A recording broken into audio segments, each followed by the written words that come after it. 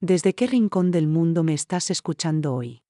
Tal vez estés tomando un café. Tal vez acabes de acostar a tus nietos. O tal vez, como yo, estés mirando una casa vieja y preguntándote por qué ciertos recuerdos no se borran nunca. Yo me llamo Rosario. Tengo 76 años. Y esta es la historia que llevo más de medio siglo guardando en el fondo de los pulmones. No es una historia para dormir. Pero es una historia verdadera. Y hoy quiero contarla. La última vez que crucé el umbral de esa casa, mis pies sangraban. Y el nombre de mi madre seguía colgado en las paredes, aunque ella ya no estaba. Pero volvamos al principio. En aquel entonces, yo tenía 17 años. Vivía en una aldea pequeña, sin estación de tren, sin hospital, sin biblioteca. Solo había un templo, una tienda de pan, y la casa que mi madre llamó el Santuario de los Puros. Vivíamos los 5, mi madre Elena, y mis 3 hermanos, Álvaro, Mateo y Julián. Mi madre era devota. No de Dios exactamente, sino de algo más antiguo, más rígido. Ella decía que nuestra sangre venía de una línea que no debía mezclarse. Ella hablaba de purificación familiar. De la ofrenda de silencio. Y que las mujeres de nuestra familia estaban llamadas a sostener la pureza. Yo nunca entendí del todo lo que eso significaba. Hasta que ella murió. Murió un lunes. A las 3 de la tarde. El sacerdote ni siquiera quiso entrar a rezar. Dijo que la casa estaba maldita por tantos rezos torcidos. El cuerpo de mi madre fue velado en la misma habitación donde nació mi abuela. Los hombres del pueblo no se acercaron. Solo vinieron unas mujeres de negro, que dejaron flores secas en el suelo y no dijeron ni una palabra. Y fue esa misma noche cuando todo cambió. Yo dormía en la cocina. Lo hacía desde niña, porque me daba miedo la habitación del fondo, donde mi madre tenía su altar. Álvaro entró sin hacer ruido. Me dijo que me levantara. Que había llegado la hora de escuchar la voluntad de mamá. Yo pensé que se refería a un testamento. Pero no. Me llevaron descalza por el pasillo. Las baldosas estaban frías y pegajosas. Olían a cera. Mateo cerró la puerta con llave. La oí. Ese primer clic todavía me despierta algunas noches. Julián encendió una vela. Y entonces lo vi. Habían montado una mesa con los objetos de mi madre, su rosario, su libro de genealogía y una grabadora. Una de esas viejas, con cinta negra. Álvaro la encendió, y la voz de mi madre llenó la habitación. Si escuchas esto, es porque ha llegado tu momento, Rosario. Solo en el silencio se limpia la sangre. Solo en la obediencia nace la salvación. Yo me quedé helada. Quise preguntar qué significaba todo eso. Pero Julián me puso un dedo en la boca. SHHH, dijo, aquí no se habla. Pasaron horas. No sé cuántas.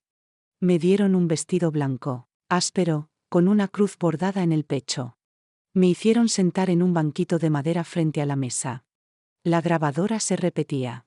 Una y otra vez. Solo en el silencio se limpia la sangre. Solo en la obediencia nace la salvación. Tenía hambre. La vela goteaba sobre el suelo. Mis piernas empezaron a entumecerse. Quise levantarme. Álvaro me empujó de vuelta. Mateo le cerró el cerrojo por segunda vez. Otro clic. ¿Ustedes también han tenido hermanos que creían saber lo que era mejor para ti? Cuéntenmelo en los comentarios. Yo no sabía qué hacer. Grité. Nadie vino. La casa estaba vacía. La tienda de pan cerraba a las 7. El templo más cercano estaba a 1 hora caminando. Y yo no tenía zapatos. Mateo dejó una jarra con agua, un trozo de pan duro, y volvió a cerrar la puerta. Debes permanecer 3 días, como dice mamá, dijo. Después, si lo mereces, te dejaremos salir. ¿Merecer? ¿Merecer qué? No respondí. Ya no podía. La garganta me ardía. Las paredes estaban marcadas. Había símbolos extraños. Trazos con cera. Líneas hechas con clavos. Cada tanto, la grabadora cambiaba de frase. Si rompes el silencio, la sangre se contamina. Si piensas, dudas. Si dudas, pecas. Yo lloré. Pero lo hice sin sonido. Así aprendí el lenguaje de la casa. La casa del perdón. ¿Alguna vez sentiste que tu familia era un culto? ¿Que el amor era condicional, ritualizado, afilado como un cuchillo? Si es así, te leo en los comentarios. Yo pasé la primera noche temblando, con fiebre. La vela se consumió al amanecer. No había ventana. Solo una rejilla alta por donde entraba aire seco y polvo. Escuché pasos. Álvaro. Él no abrió. Solo deslizó una hoja doblada bajo la puerta. Era una lista. No recuerdo si fue el tercer día o el cuarto. El tiempo, en esa habitación, se deshacía como cera. Perdía la cuenta de las oraciones. A veces repetía frases sin saber si eran mías o de mamá. La obediencia purifica. La voz es enemiga del alma. El cuerpo es carne, la carne es tentación. Tenía la garganta en carne viva de tanto repetir en voz baja. Me dolía la espalda. Había empezado a rascarme los brazos sin darme cuenta. Cada vez que intentaba dormir, la grabadora se activaba sola. Tal vez uno de mis hermanos la controlaba desde fuera. Pero entonces pasó algo. En el silencio, entre los susurros de la cinta, escuché una palabra distinta. Rosario, despierta. Era la voz de mamá. Pero no estaba grabada. Sonó desde la rejilla del techo, como un eco. ¿Fue real? ¿O mi mente ya se rompía? Díganme, ¿ustedes han escuchado voces cuando nadie estaba ahí? ¿O han creído que una voz querida regresaba solo para salvarte? Me arrastré hasta la puerta. Pegué la oreja al suelo. Silencio. Ni pasos. Ni respiración. Ni cadenas. Nada. Solo yo. Y algo más. Había un olor. Dulzón. Casi podrido. No venía del pan viejo. Era otra cosa. Me incorporé con esfuerzo. Las rodillas crujían. En la esquina del cuarto, junto al altar improvisado, había una caja de madera. Antes no estaba ahí. Me acerqué. Temblando. No por miedo, sino por el hambre y el frío. La caja tenía el símbolo que mamá usaba en sus libretas. Una cruz invertida con una espiral al centro. No tenía candado. Solo una cuerda floja. La abrí. Dentro, encontré los restos de su vestido. El mismo que usó el día de la procesión del 86. Y su diario. El verdadero. Ese cuaderno sí era suyo. No como los libros de Elena, que mis hermanos recitaban como si fueran evangelios. Abrí la primera página. La devoción es peligrosa cuando la fe se convierte en cárcel. Mi madre lo escribió. Con su letra curva, apretada, firme. Había tachaduras, manchas, páginas arrancadas. En una hoja leí: Álvaro ya no me escucha. Mateo dice que soñar es una traición. Julián reza con los ojos vacíos. Y al final, una nota: si Rosario lee esto, haz lo que yo no pude. Sal, corre. Habla. Las piernas me fallaron. Caí sentada. La vela nueva que alguien había dejado, sin decir nada, iluminó apenas la palabra final: rompe el ciclo. En ese momento, el cuarto dejó de ser cárcel. Y se volvió evidencia. Cada símbolo en la pared era una confesión. Cada oración impuesta, una prueba. Me levanté. Agarré el cuaderno. Lo escondí debajo del colchón. Porque lo supe. Ellos volverían. Y si lo encontraban, lo destruirían. Esa noche no dormí. Esperé sentada. Mateo fue el primero en venir. Llevaba una túnica blanca. En las manos, un cuenco con agua y sal. Hoy empieza la etapa de redención, dijo. Debes escribir tus pecados y arrodillarte ante el nombre de la Madre. Yo no respondí. ¿Has comido el pan que te dejamos? ¿Has rezado el salmo purificador? Yo lo miré a los ojos. Y por primera vez, no bajé la cabeza. Mamá no escribió nada de eso. Él parpadeó. Solo una vez. ¿Qué dijiste? Que mamá no quiso esto. Ni esta habitación. Ni esta mentira. Ni tu maldita cinta. Me dio una bofetada. Pero me sentí más viva que nunca. Porque me di cuenta de algo. Había cruzado la línea. Ya no tenían poder sobre mí. ¿Tú también has tenido un momento así? Uno donde el miedo se rompió por dentro como un cristal viejo. Si lo viviste, cuéntamelo abajo. Te leo. Después del golpe, no sangré. Pero la piel ardía. Mateo salió sin decir más. Y no cerró con llave. El cerrojo quedó suelto. Esperé 5 horas. Hasta que el sol entró por la rejilla. Con el diario en el pecho, me acerqué a la puerta. Empujé. Abierta. El pasillo estaba vacío. Las paredes, cubiertas con retratos de nuestros ancestros. Todos con los ojos raspados, como si alguien los hubiera arañado. Avancé descalza, sin hacer ruido. Crucé la sala. Abrí la puerta principal. Y salí. El aire frío de la mañana me golpeó la cara. Yo, Rosario, estaba fuera. Pero esto no era libertad aún. Solo el comienzo de mi testimonio. No llegué muy lejos. Apenas crucé el portón de hierro cuando escuché el ruido. Un motor. Viejo, tembloroso, con olor a diésel. El coche de Álvaro. Mis pies estaban llenos de polvo y ampollas. El diario pesaba bajo mi brazo como si tuviera fuego adentro. Intenté correr hacia el camino. Pero el suelo estaba húmedo. Y el barro me tragaba los tobillos. La camioneta se detuvo a pocos metros. Álvaro bajó, sin decir nada. Solo me miró. Llevaba el crucifijo de madera colgado al revés, sobre el pecho desnudo. Mamá te está mirando, dijo. Detrás de él venían Mateo y Julián. Mateo tenía una cuerda. Julián una caja metálica. Yo retrocedí. No vuelvas a entrar, Rosario, dijo Álvaro. O todo esto será en vano. No sé por qué obedecí, tal vez porque aún creía que podía convencerlos. Regresé a la casa. El aire adentro era más espeso. En el suelo, donde antes estaba la mesa, habían trazado un círculo de ceniza. El silencio se rompió, dijo Julián. Ahora debemos purificarte otra vez. Yo no hablé. Ellos pensaban que me doblegaban. Pero lo que no sabían era que yo ya tenía las palabras de mamá. Las verdaderas. Esa noche, cuando todos se durmieron en la habitación contigua, me acerqué a la ventana del granero. Desde allí podía ver el cementerio. Pequeñas cruces de piedra, torcidas.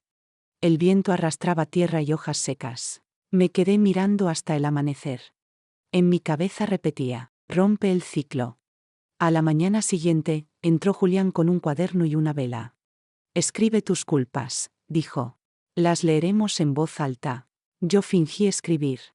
Pero en las páginas, en lugar de culpas, copié fragmentos del diario. Fragmentos donde mamá hablaba de su miedo. De cómo los ritos se habían convertido en castigo. De cómo su fe se había deformado en locura. Guardé el cuaderno entre mis ropas. Esa fue mi segunda evidencia. Al anochecer, escuché a Mateo discutir con Álvaro. Decían que ella no resistirá mucho más. Yo sabía que hablaban de mí. El hambre me había secado la voz. Los labios agrietados. La piel me ardía. Pero en medio de ese cansancio apareció algo nuevo, una claridad. No una visión, sino una certeza. Yo no era el problema. Ellos lo eran. Esa familia no era una sangre. Era una secta. Y yo, aunque me quedara sin cuerpo, tenía que contarlo. A la mañana siguiente, cuando me trajeron agua, pedí papel y pluma. Quiero confesar, dije. Me la dieron. Y escribí. No mi confesión, sino mi denuncia. Puse fechas, nombres, frases exactas de las grabaciones, símbolos que había visto. Cuando terminé, doblé el papel en 3. Lo metí dentro del hueco del marco de la puerta, donde había una astilla suelta. Por si moría ahí, alguien lo encontraría. Esa noche escuché los truenos. La tormenta volvió. Y con ella, los recuerdos. Mamá llorando frente al altar. Yo, de niña, repitiendo oraciones sin entender. Mis hermanos gritando, más alto, más alto. Y ahora todo se mezclaba. Me arrodillé frente al suelo. No para rezar, sino para prometerme algo. Si salgo viva, hablaré. Me dormí en esa postura. No sé cuánto tiempo pasó. Solo recuerdo la puerta abriéndose con un golpe seco. Una luz blanca, fuerte, como de linternas. Y una voz de mujer. ¿Hay alguien aquí? Era Sor Isabel, la monja del hospital local. Al parecer, alguien del pueblo había denunciado el humo y los cantos. Mis hermanos estaban afuera, discutiendo con dos hombres uniformados. Yo me levanté tambaleando. La monja me sostuvo. Tranquila, hija, me dijo. Ya estás a salvo. No lo creí. Pero le entregué el diario. Léalo, le dije. Está todo ahí. Ella lo guardó bajo su hábito. Y en ese gesto, entendí que el silencio se había roto para siempre. ¿Tú también has sentido alguna vez que la fe de otro se volvió tu prisión? Si lo viviste, escríbelo. Te leo. Días después, me llevaron al hospital de la capital. Me hicieron preguntas. Firmas. Sellos. Informes. Yo respondí con la voz temblando, pero sin bajar la mirada. En los expedientes quedó escrito: paciente Rosario L., 18 años. Víctima de aislamiento ritual familiar. Diagnóstico inicial: desnutrición, trauma psicológico severo. Refiere control espiritual coercitivo ejercido por hermanos varones. Lo firmó un médico y una monja. Y debajo, el sello de la diócesis. Esa fue mi primera victoria. Porque el papel existe. Y nadie puede callar un sello. Pero la historia no terminó ahí. Un mes después, los hermanos fueron citados por la autoridad local. Declararon que todo era parte de una devoción tradicional. Que no hubo encierro, sino retiro espiritual voluntario. La prensa no llegó. El juez era amigo de mi madre. Todo parecía dispuesto para borrar el caso. Hasta que Sor Isabel entregó mi carta escondida. La que había metido en el marco de la puerta. El juez la leyó en voz alta. Y la sala se quedó en silencio. Era mi voz, por fin. Si algún día leen esto, no recen por mí. Recen por los que confundieron el amor con la obediencia. Lloré. No de tristeza. De alivio. Porque en ese momento comprendí que mamá no estaba maldita. Solo prisionera del mismo miedo que nos enfermó a todos. El juez ordenó la clausura de la casa. Y yo, por primera vez, respiré sin culpa. Pero la historia de la Casa del Perdón apenas comenzaba a salir a la luz. Pasaron años. 37, para ser exacta. Durante todo ese tiempo, la casa estuvo cerrada. Nadie volvió a entrar. Las ventanas se tapiaron. La verja se oxidó. Pero el silencio, ese viejo huésped, nunca se fue del todo. A veces lo escuchaba en la radio, cuando hablaban de tradiciones religiosas extremas. O lo veía en los ojos de mujeres que bajaban la mirada cuando alguien decía familia. Y entonces supe que tenía que hablar. Otra vez. Fue la periodista Marina Aguado quien me encontró. Había leído el expediente olvidado en los archivos de la diócesis. ¿Usted es Rosario L.? Me preguntó, grabadora en mano. Yo asentí. ¿Está dispuesta a contar lo que ocurrió? Me llevó una semana decidirme. Pero al final, le di todo. El diario. Los documentos médicos. La carta firmada por Sor Isabel. Marina publicó el reportaje en una revista nacional. Lo tituló, La Casa del Perdón, el culto familiar que nadie quiso ver. La noticia se volvió viral. Personas de todo el país escribieron. Algunas habían vivido cosas parecidas. Otras solo querían abrazarme. ¿Sabes lo que se siente cuando, después de tanto tiempo, alguien cree tu palabra sin pedirte pruebas? Yo sí lo supe, a los 76 años. El reportaje llegó a oídos del fiscal general. Se reabrió el caso. Fui llamada a testificar en la audiencia provincial de Albacete. Me senté frente a una sala llena de desconocidos. Y también frente a ellos.